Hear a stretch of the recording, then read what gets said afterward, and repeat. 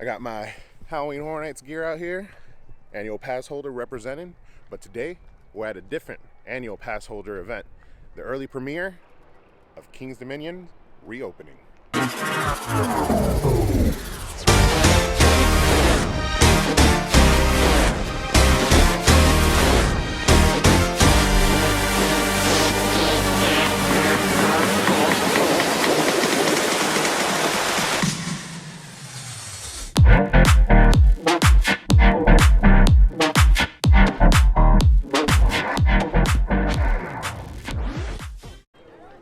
Well, it's busy here. They're just opening up.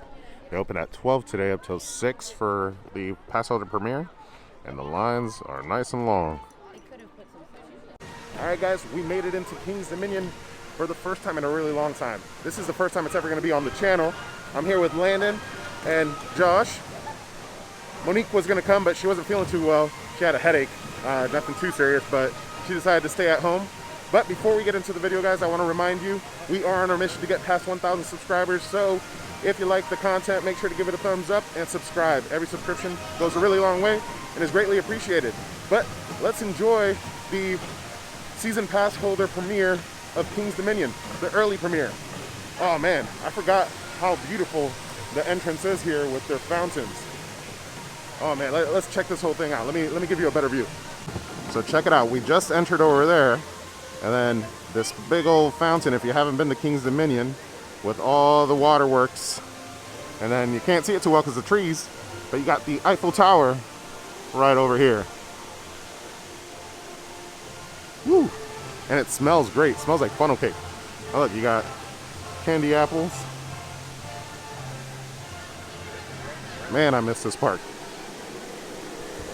So as we're making our way through the entrance, Grain and Grill is one of the new food offerings here at King's Dominion. Something that if we don't test out this trip, we will be testing out soon. We do have the annual pass and I live 30 minutes away now, so expect plenty of content. Here's another look at the Eiffel Tower.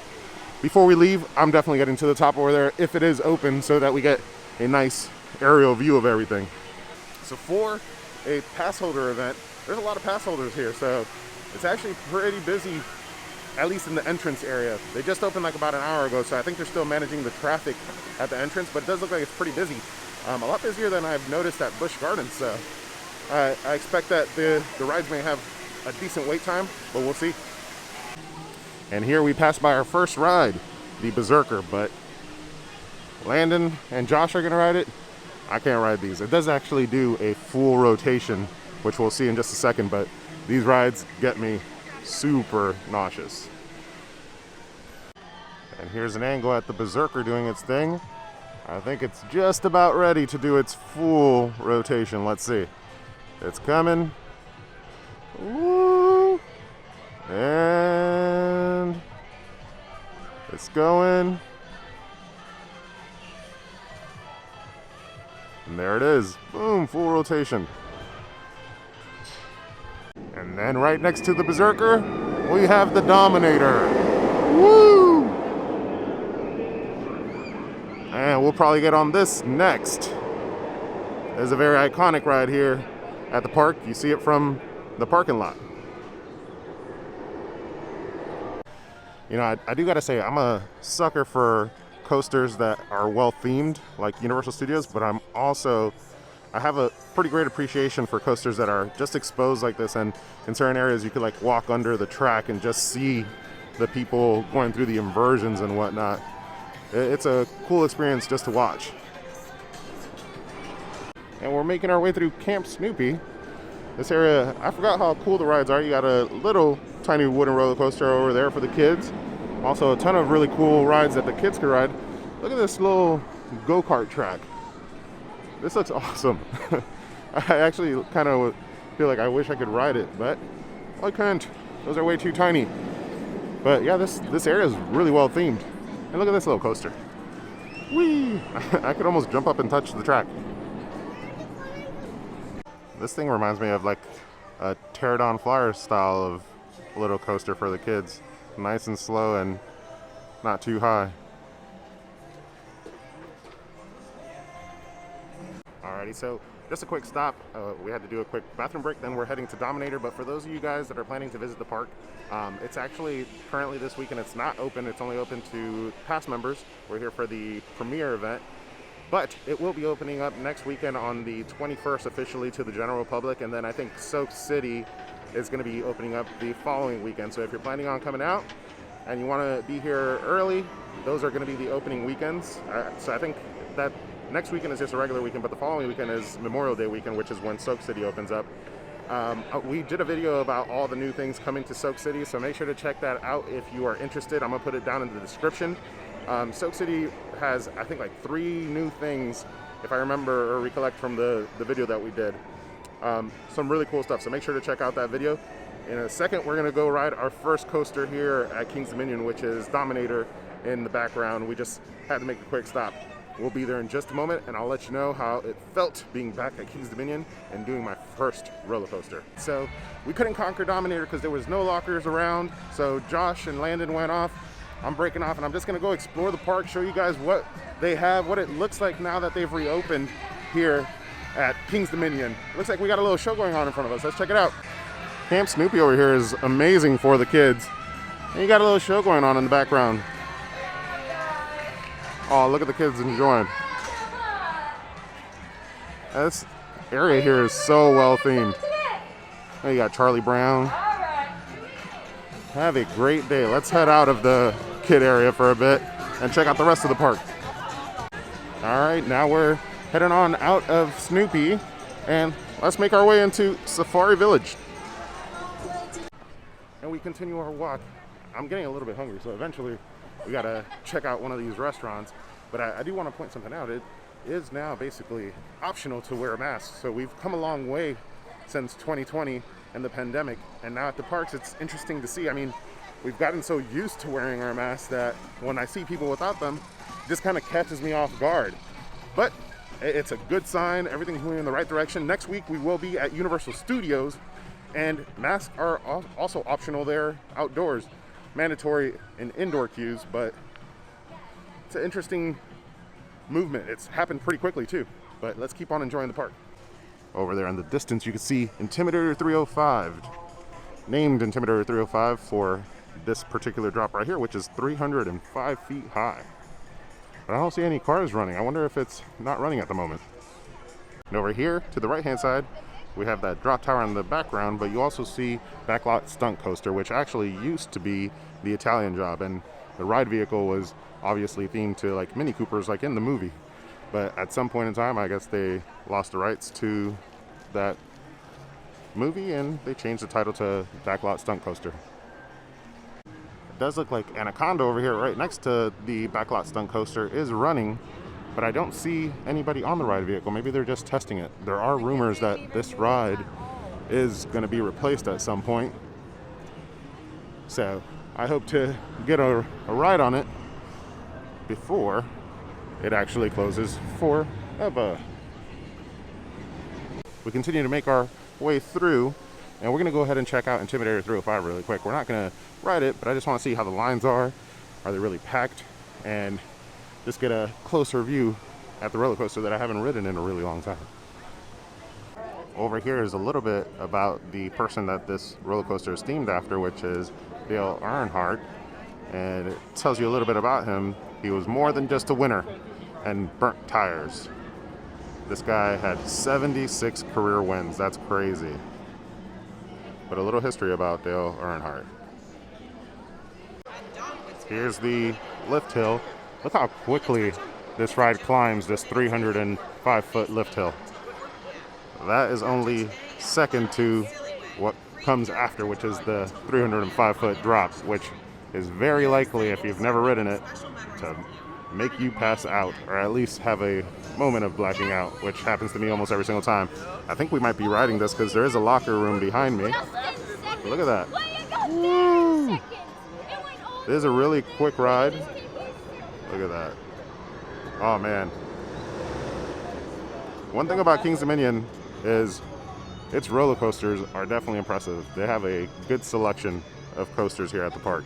And back to the lines are actually pretty non-existent, but them basically preparing each ride vehicle, I noticed does take a pretty long time. They probably just don't have the manpower. So although the lines aren't too long, each one of these rides, I waited to have one of the trains take off probably about like 5 minutes to capture this. Woo! Ride warriors, ride on. We did find a locker. We're gonna have to put you guys away really quick. We'll let you know how the ride goes. Y'all missed me? Alright, so we just got off the ride. We were gonna do the Flight of Fear. Unfortunately, the wait was too long. The ride was down for a little bit. But we did do Intimidator 305 twice. First roller coaster that I've done here back at the park, and I gotta say, I advise you start with something a little bit smaller because it's a bit intense. Alright, so we're doing a quick pit stop for some food, and geez, the food here is super expensive, like $15. Got what is it, tenders and fries, and it was $15, and plus the drink, I think it ended up being like almost $20. I didn't pay attention to what the annual pass holder discount was, but we're gonna eat. I'll let you know how the food is and whether or not it was worth it. Probably not, but we're hungry. Alright, so post food review, I wouldn't say it's worth $15 or $20, whatever I paid for everything with the drink, but if you're at the theme parks, it comes with the territory. Now we're gonna head on over to the other side of the park, see what else we got to ride. What's the ride called now? Rebel what? It's called Racer 75, but it used to be called Rebel Yell when it first opened in 1975. Well, originally 1974. He's like a little roller coaster encyclopedia. I don't know if you heard him. Repeat that.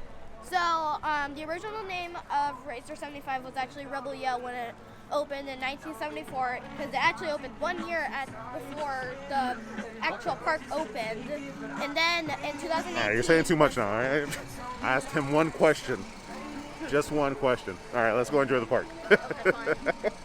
And we continue our trek. The crowds are pretty decent. Luckily enough, as you could tell, all the walkways are extremely wide. This park is actually a lot bigger than I remember it being. Last time I was here is probably well over a year ago. But I'm glad to be back. I'm really enjoying my time here.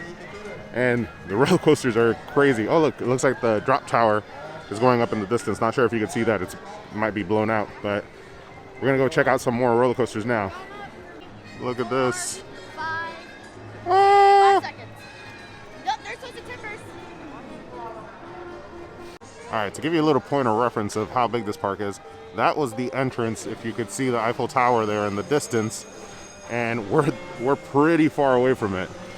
Over here we got some of the rides. We're getting close up on the drop tower right here that you just saw. And then you got some of the kind of fair style rides here.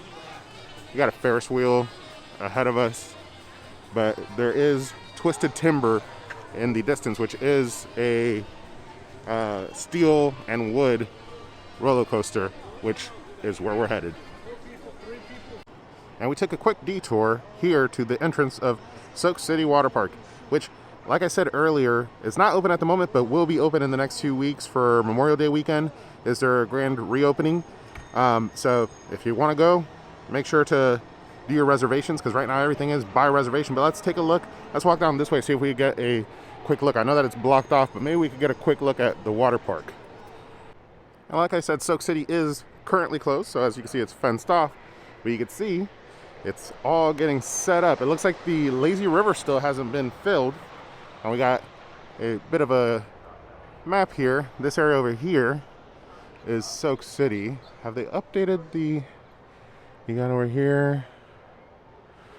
I don't know if they've updated the map right now. It actually doesn't look like it. But they should be updating the map with some additional information. They actually will have 3 new offerings this year, so it's been a little bit rethemed. So we'll see how that ends up coming out. We'll probably be back. Hopefully, we don't have it planned to come back in 2 weeks, but it's possible. It's been a really long time since we've been to a water park, so we definitely are gonna make a point to come out to Soak City once it reopens.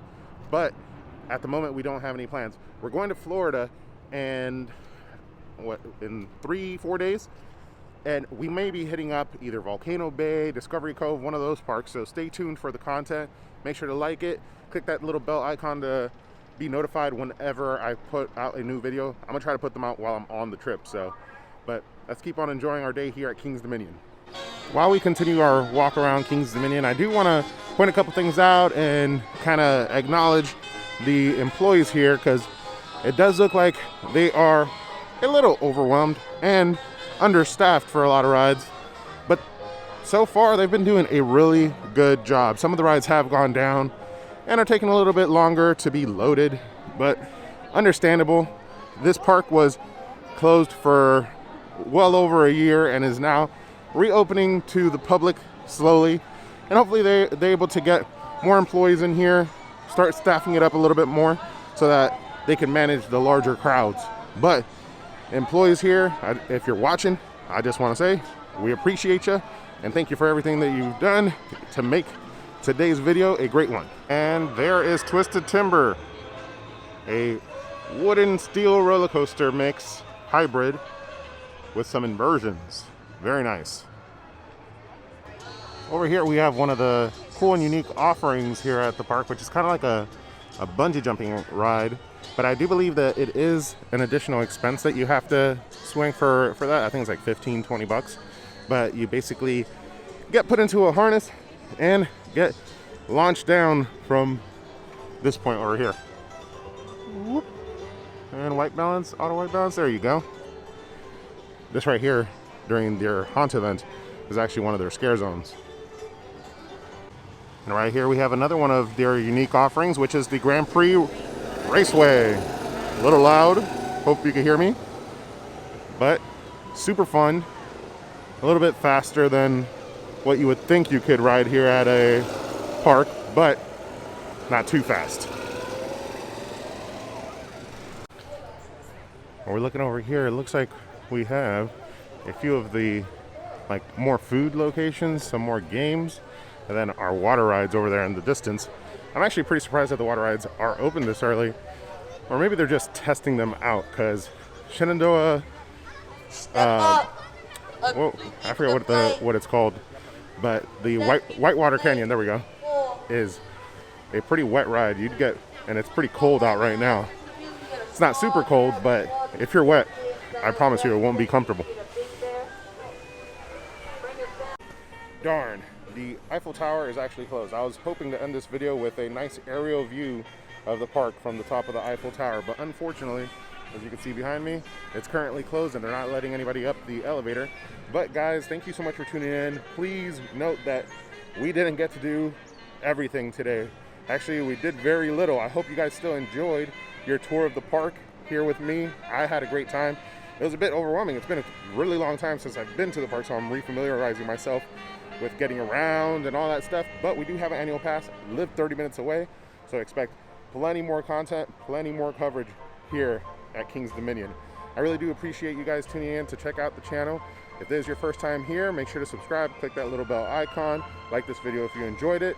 Right now we're on our quest to get past 1,000 subscribers, so every subscription goes a really long way and is greatly appreciated. Thank you so much. I'll see you guys on the next video. But as always, don't forget to ask yourself, have you been entertained?